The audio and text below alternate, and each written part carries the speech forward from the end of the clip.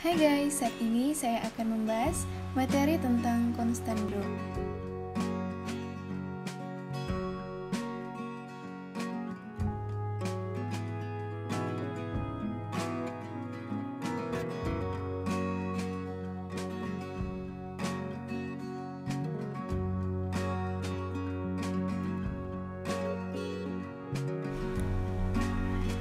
Constant growth atau model pertumbuhan Gordon adalah cara menilai saham. Ini mengasumsikan bahwa dividen perusahaan akan terus meningkat pada tingkat pertumbuhan yang konstan tanpa batas. Anda dapat menggunakan asumsi itu untuk mencari tahu berapa harga wajar yang harus dibayar untuk saham hari ini, berdasarkan pembayaran dividen di masa depan. Yang berikut yaitu model pertumbuhan konstan. Untuk perusahaan yang membayar dividen yang terus meningkat, dapat memperkirakan nilai saham dengan formula yang mengasumsikan bahwa pembayaran yang harus meningkat adalah yang bertanggung jawab atas nilai saham. Anda dapat menggunakan rumus matematika yang disebut model pertumbuhan konstan atau model pertumbuhan Gordon.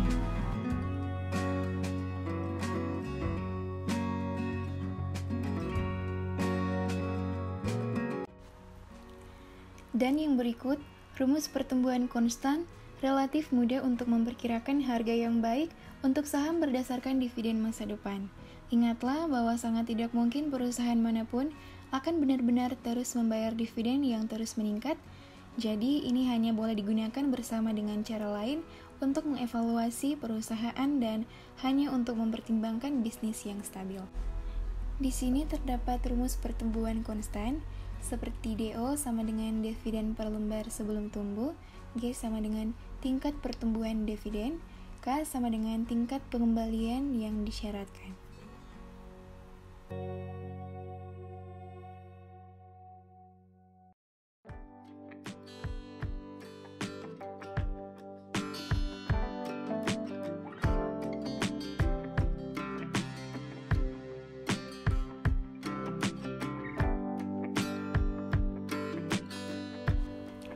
Misalnya pertimbangan sebuah perusahaan yang membayar dividen $5 per saham membutuhkan tingkat pengembalian 10% dari investor dan melihat dividennya tumbuh pada tingkat 5%.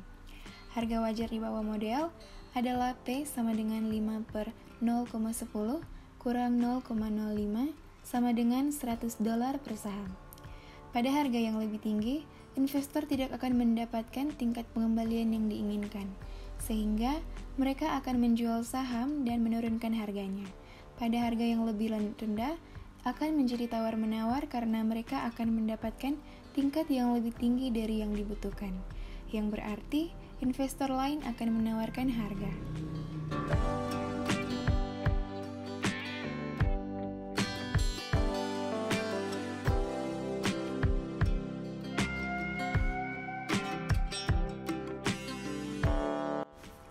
Dividen dan harga saham. Ketika investor memasukkan uang ke dalam saham, mereka sering berharap untuk memegang saham tersebut untuk jangka waktu tertentu, dan kemudian menjualnya kepada investor lain dengan harga yang lebih tinggi. Namun pada akhirnya, perlu ada cara bagi investor untuk menghasilkan uang dari saham di luar sekedar pembelian dan penjualan spekulatif untuk membuat harga saham tersebut berharga. Berikut ini adalah rumus dividen, yaitu DPS sama dengan D kurang SD per S, yaitu D sama dengan jumlah uang yang dibayarkan pada dividen biasa, SD sama dengan jumlah yang dibayarkan pada dividen khusus kali waktu, dan S jumlah saham perusahaan yang dimiliki oleh para investor. Yang berikut harga saham. P0 sama dengan D1 tambah P1 per 1 tambah R.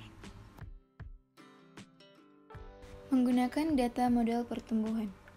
Jika Anda memiliki perkiraan tingkat pengembalian yang diperlukan dalam tingkat pertumbuhan dividen, yang biasanya dapat Anda hitung berdasarkan dividen masa lalu, Anda dapat memperkirakan harga wajar untuk membayar saham tersebut. Secara teori, Anda ingin membeli saham jika harganya di bawah level itu dan menjualnya jika Anda memilikinya dan jauh di atas harga itu. Pembayaran dividen sebagai penentu nilai saham. Saat mencari nilai saham, investor sering beralih ke metrik seperti rasio harga terhadap pendapatan dan harga terhadap buku. Namun, kebijakan dividen dan pembayaran perusahaan dapat menjadi alat penilaian yang sama efektifnya. Alasannya adalah bahwa dividen menawarkan gambaran penting tentang kemampuan perusahaan untuk menghasilkan arus kas.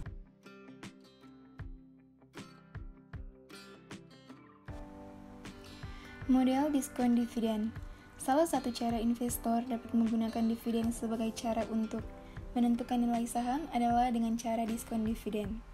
Model diskon dividen adalah dividen tahunan saham per saham, dividen dengan tingkat diskonto dikurangi tingkat pertumbuhan dividen. Model dividen ini dapat menjadi alat yang berguna untuk penilaian ekuitas.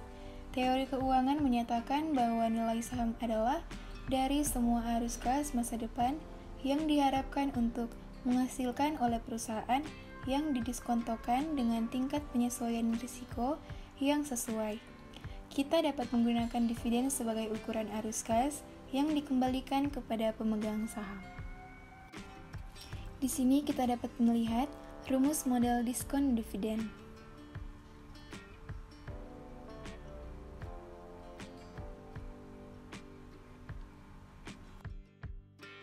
Menghitung pembayaran dividen. Ketika dividen diumumkan oleh perusahaan akan mengeluarkan angka dividen sebagai pembayaran total dan juga sebagai dividen per saham yang lebih bermanfaat bagi investor. Pemegang saham dapat menghitung dividen atas saham yang mereka miliki dengan mengalihkan dividen per saham dengan jumlah saham dalam portofolio mereka. Jika seorang investor memegang 500 saham perusahaan yang mengeluarkan dividen $0,40 per saham, pemegang saham akan menerima pembayaran sebesar $200. Beberapa perusahaan akan membagikan dividen setiap kuartal, sementara yang lain hanya akan membagikan dividen secara berkala.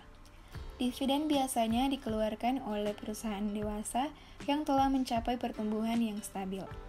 Perusahaan kecil yang masih tumbuhnya biasa akan menginvestasikan kembali laba ke dalam operasi mereka yang dapat menghasilkan pendapatan yang lebih. Hasil dividen. Produktivitas saham yang membayar dividen diukur dengan hasil dividennya, yang dihitung dengan membagi harga saham saat ini, yaitu dengan rumus hasil dividen sama dengan dividen tahunan per harga saham saat ini. Dengan harga dividen per saham tahunan, banyak saham dengan hasil dividen tinggi dikeluarkan oleh perusahaan besar dengan kapasitas tinggi dan nama merek yang dapat dikenali, sering disebut saham blue chip. Forbes mengidentifikasi beberapa saham dengan imbal hasil tinggi yang berkisar antara 2,78% hingga 4,15%. MarketWatch mencirikan hasil dividen lebih dari 4% sebagai dividen besar.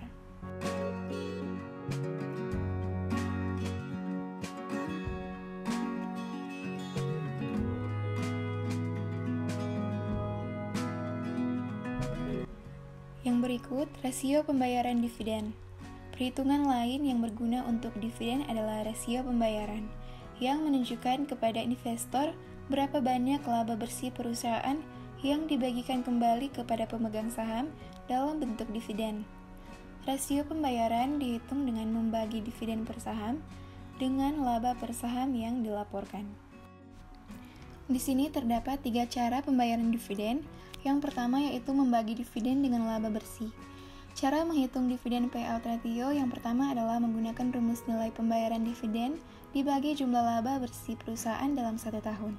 Dividen payout ratio sama dengan pembayaran dividen bagi laba bersih. Contohnya, menghitung dividen payout ratio dari laporan keuangan IDX pada perusahaan PT Bank Sentral Asia atau BBCA, pembayaran dividen kas 2021 sebesar 13,73 triliun, sementara laba bersih sebesar 31,41 triliun. Dividen payout ratio sama dengan 13,73 triliun dibagi 31,41 triliun sama dengan 43,7%. Yang kedua, menggunakan rasio retensi. Rasio retensi sama dengan saldo laba atau laba ditahan dibagi dengan laba bersih. Dividen payout ratio sama dengan 1 kurang rasio retensi. Contohnya PT Industri Jamu dan Farmasi Sido Muncul Tbk atau SIDO mencatatkan saldo laba atau laba ditahan per 31 Desember 2021 sebesar 1 triliun atau saldo laba ditahan yang belum ditentukan penggunaannya, sementara laba bersih SIDO sebesar 1,26 triliun.